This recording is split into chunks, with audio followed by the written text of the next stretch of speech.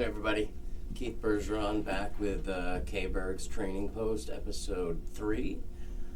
Today we're going to be really talking about, let me not get it wrong, we're going to do stance, shot line, planning, English, speed, if I didn't already say that, basically speed and ball control. So it's everything that goes into lining up before you take that first shot, basically. So the very first thing that we want to do is we want to come up with a plan. Typically it's a 3-ball plan. If you're not quite to the point where you can get a 3-ball plan, do a 2-ball plan. So a very basic 2-ball plan would be like, okay, now it's open after the break. I'm behind the head string because you scratched. So what are our options? Behind the head string here, I see that we could put the 11 in the side. We could put the 15 in the side, putting cue ball here. We could put the 14 in, the 12, the 9, the 4, 6, 3-ball, and the 5-ball is of fair game, but I don't really see a pocket to go into. But basically with this break, I'm thinking that we want to play high balls, and there's a couple ways we can start. I was thinking either the 13 down, which means we'll be putting the cue ball here, playing it down with a stop shot to play the 11 next, or the 15 next. Or we could start with the 11 ball and then plan to play the 13 next, the 15, or the 12. So I really think that this is the best way to go. So this is the plan. I'm going to play the 11 in the side. So to play the 11 in the side, we first are going to line up with our shot line. But prior to that, the plan that I've come up with is we're going to go for the 11, and then the 13 or the 12 would be my 2-ball plan. A 3-ball plan would be I am going to go for the 11, 13 to the 15. So with a 3-ball plan, it allows you to not only line up for your second shot, but determine it, like depending on the second shot and what you'll have to do to make that shot is where the cue ball is going to end up for your third shot. So for example, we're going to play the 11 here. We're going to line up for the 13 to go here, with leaving us for the 15 somewhere in this area right here. So to do that, I am going to play this at probably a 3 just above top center on the cue ball, and I will break out my other ball to show you. Let's break this one out real quick. And that's not the ball I was looking for. Let's see.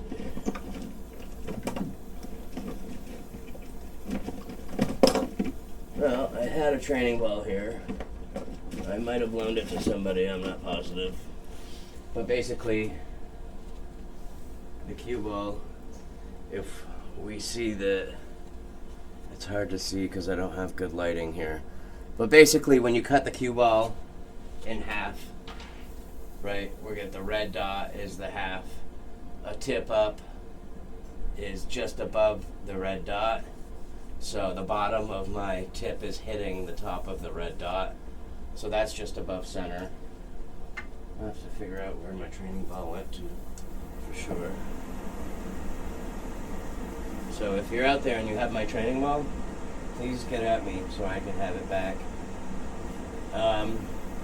So let's do it. So we said that we're going to talk about the shot line.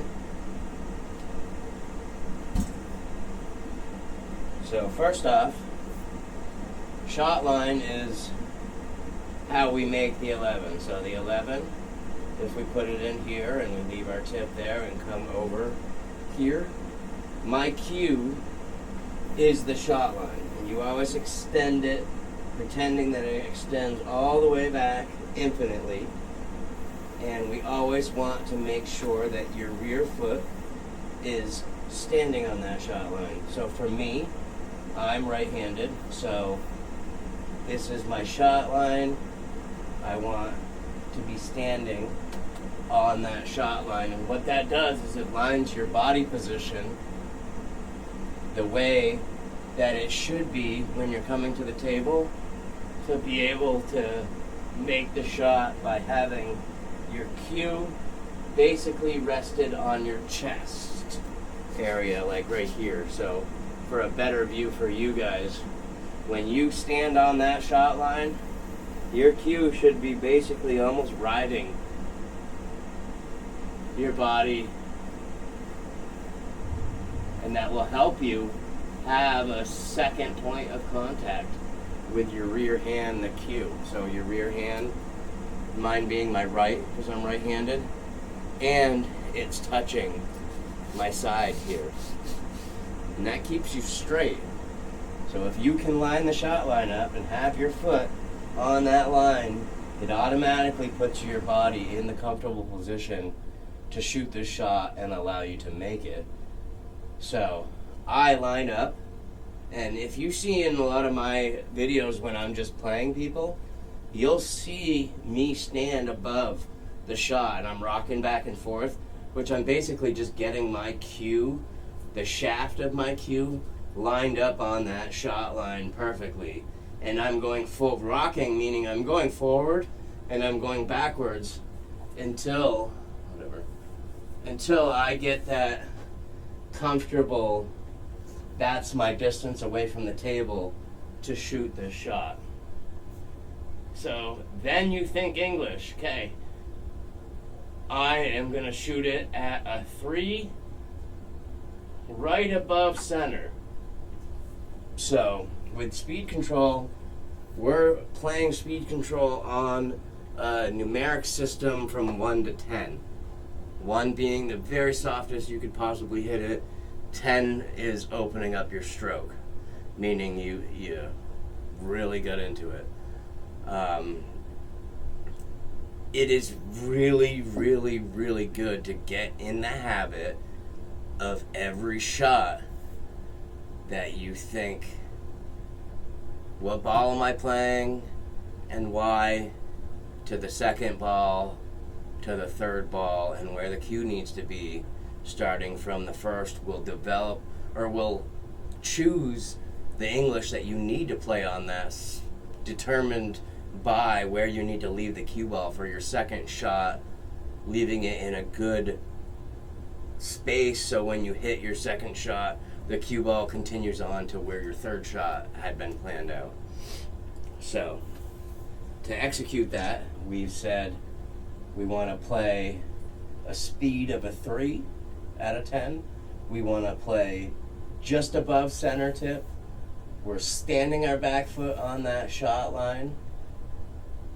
And am I missing anything? So the stance is standing on the shot line. We've come up with a plan. We know our English. We know our ball speed. And now we're going to execute the shot. So that, all of that should be when you're standing out of the box. So this is out of the box when you're looking, trying to determine what shot you're going to take. After all of that is decided is when you step into the box, meaning that you're stepping to the table and ready to stroke that shot. If at any point you're down in this stroke and you say, well, what about if I played draw instead, or what if I did this, or what if I did that? All of that is taking away from the concentration to hit that shot. You want 100% concentration. If you're thinking about what if I did this or what if I did that, that's all taking percentages away from the 100% concentration, which leads to you missing the shot. Any of that thinking, step back outside of the box. Rethink what's going on. Rethink your strategy, your plan, your ball speed, your English, your stance, standing on that back line, the shot line, and execution. So all of that is determined outside of the box. Anything else, if you're in the box, you're in your box to shoot. You're not in the box to think. You're out of the box thinking. No pun intended. So now we step shot line, my back foot, which is my right foot. If you're left-handed, your back foot obviously would be your left foot, standing on the shot line and taking and executing your shot. So here I go. We already have the plan. We know what's happening.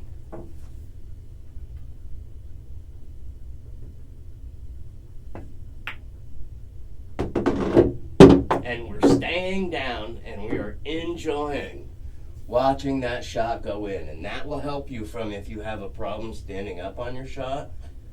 When you shoot, stay down and enjoy watching your shot go in. After your shot goes in, then stand up.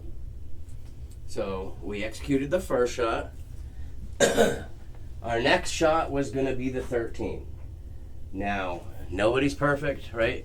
We don't always play the shot perfect to go with the plan that we had started with the 11 to the 13 to the 15.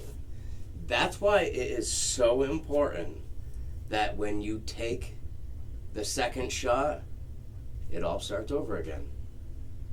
We pretend that it's, okay, this is my first shot. What's my first shot, my second shot, and my third shot? And we keep repeating that every time. That way you're always on a 3-ball plan. You're always thinking about everything you should be thinking. And by slowing yourself down, doing the, okay, now I'm doing my shot line, my speed setting, my English setting, what ball, I know I'm going what ball, I know what ball I'm playing after this ball, and maybe the ball after that, every time we reset. So we always, out of the box, we left our cue ball there. We could take the 12. If we took the 12, what are we going to do after the 12? But I really like the plan that we've been going on. But we need a third ball. We're only at ball 2 because we took one away. So now we're going to play the 13. We have the shot line established. Now 13 to the 15. After the 15, what are we going to do? Well, I don't know that yet. We got to decide. So say that we play the 15 in there.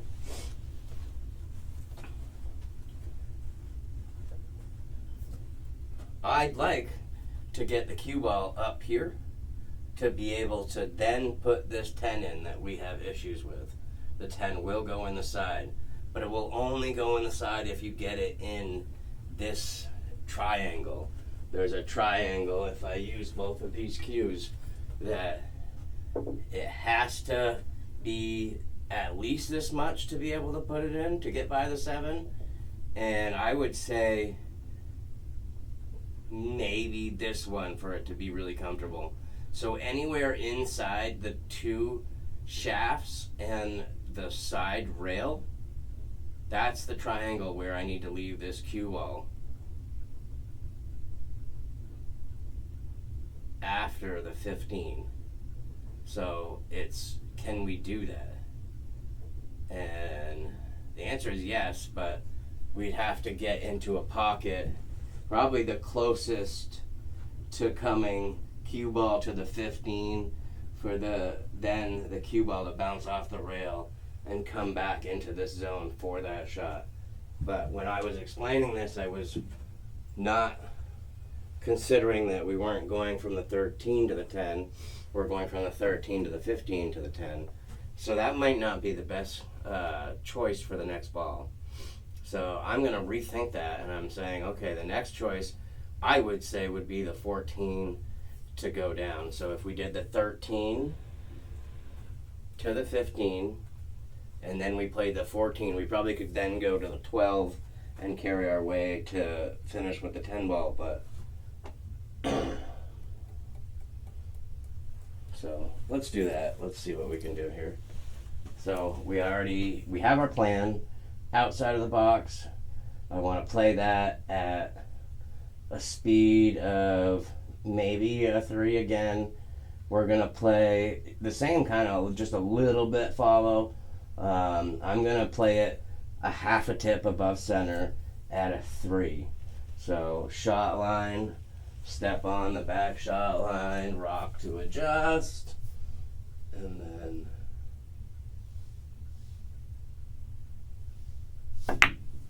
stroke the shot. Now, consistency is really key when it comes to doing this. I don't know where I left my chalk. Back in my chair. So by that I'm talking when all from deciding out of the box to how you stroke. So for me, I've already done that. I step on the shot line, I get down, I line up, then I look at the cue ball and see where the English that I'm going to play, back to staring at the 15, and I stroke 1, 2, pause, 3 is when I stroke the shot. And I always do it that way. And if you see me doing it longer, it's because I'm thinking, and I shouldn't be thinking in the box. It's really bad.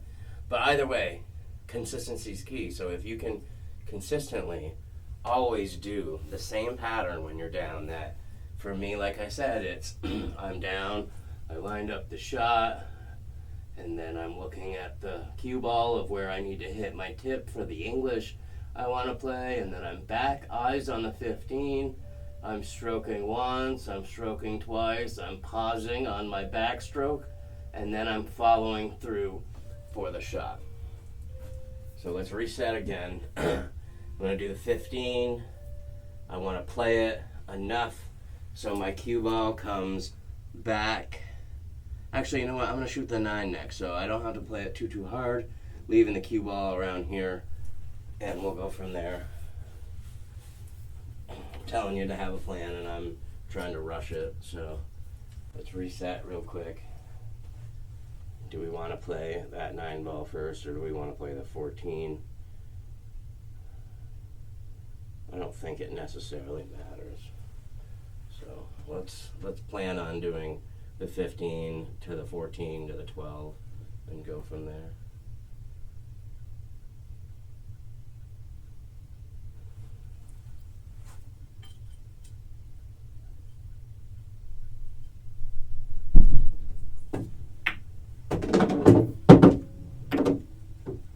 Ooh, and I got stuck behind the 1. So that's a speed control thing. That's talking and just whatever. You know, we all make mistakes, and now I'm kind of stuck here. But the main thing that I wanted to drive in to your guys' heads at home is about having a plan. And a lot of times I used to be like, okay, I got a plan, right? What are we going to do? What are we going to do? Make the plan. All right, I'm going to make, say, the 2 ball up there. And then the next ball I'm going to shoot is the 6 ball down there. And then we say, okay, we do everything else that we were supposed to do. We lined up, back foot's on the line. We know our English, we know our speed, and we shoot the shot and pretend that that went in. Put that in, right? And then without thinking, we come up to our second ball and we go smash, and we smash it in, and then we're like, oh wait, I didn't have any plan after that ball. All I had was the first shot, that was my second shot, and I never reset. I never had another plan. I just didn't think about it. I went bam, bada bam, bada bam, and a lot of times that will get you in trouble with your leave on your third shot. When we have a lot of balls, it's really not that big of an issue. But as our balls dwindle and you're doing the same thing, that you're only thinking of a 2-ball pattern, and the 2-ball pattern goes down to a 1-ball pattern because we didn't reset, we didn't think about it, we're just smashing the 5-ball in, and now we're like, oh shit, why'd I do that? I shot on a 7, you know, and it really has this cue ball fall out of your control. And the way you win at pool is to control this ball. That's the key. And really, if you can keep the cue ball, for the most part, inside this area, not against the wall, it makes every shot half the size. You keep cue ball in the middle, and you'll always have this kind of distance of a shot, opposed from that far of a shot. It's a huge difference percentage-wise on me or you making this shot versus if you keep the cue ball in the center of the table making this shot. So keep that in mind when you're shooting against your opponents, whether you're practicing at home or at the pool hall. We always want to have a plan. We always want to make sure our stance is the same, keeping your back foot on the shot line. We always want to know the English you're going to be playing, the speed you're going to be playing, the first ball of your run, the second ball of your run, and if you can get there, the third ball of your run. After every shot, that whole plan gets thrown out the window and you reset to have your first ball now, your second ball, and your third ball. After the shot, you reset again, and you keep doing that every time. And once again, I'm going to repeat myself about the consistency being key. You should have a consistent pattern that you use to make your shots every time. It shouldn't be, I don't know, man, I just get up and I stroke until I'm ready, and then when I feel it, I shoot. And then your second time, you're like, oh, well, I feel it here, so then I shoot. It shouldn't be like that. It should be every time you're doing the same setup. That this is your setup, you're on your shot line, you've got your English, you've got your speed, we've got where we're going to hit it on the cue ball, and then we're back looking at the object ball. I 1-stroke, 2-stroke, I pull back, pause, and shoot my shot. Reset, back foot on the shot line. I've got my speed, I've got my English, I've got my spot on the cue ball. 1, 2, pull back, pause, shoot. Every time. Shot, back foot on my line. Got my spot on my cue ball, looking at the object ball. 1, 2, pull back, pause, shoot. Every time. And I want to reiterate, any time that you come down here and you don't feel comfortable, whether it's a rock in your shoe, whether it's a puck on your shaft, any way, shape, or form you don't feel comfortable, step back out of the box, shake it off, make sure you have your plan, back foot on the line, step up to your shot, adjust until you feel comfortable, and then I got my spot I'm shooting for English, got my cue ball, or got my object ball, and then I'm stroke, pull back, pause, and stroke. It should always be the same. yeah, and there's nothing else I can think of at the moment. I want to thank Tome Chalk for being awesome. In my mind, it's the best chalk on the market. The difference between Tome Chalk and every other chalk is Tome Chalk does not transfer to the cue ball. The only way it transfers from your tip to the cue ball, leaving a blue mark, is if you really smash it. Maybe on breaks, maybe on jumps and hard masses, you will see a transfer of the chalk. Besides that, this cue ball stays nice and white. As you can see, this whole time I've been using it, I didn't wipe it off. There's no chalk on that. Chalk lasts about 20 times longer than normal chalk. Yeah, so Tome Chalk, Taom is how you spell that. I also want to give a shout out to Inside Pool Magazine's YouTube channel. They put all of my videos up and a bunch of other videos obviously up on their YouTube channel.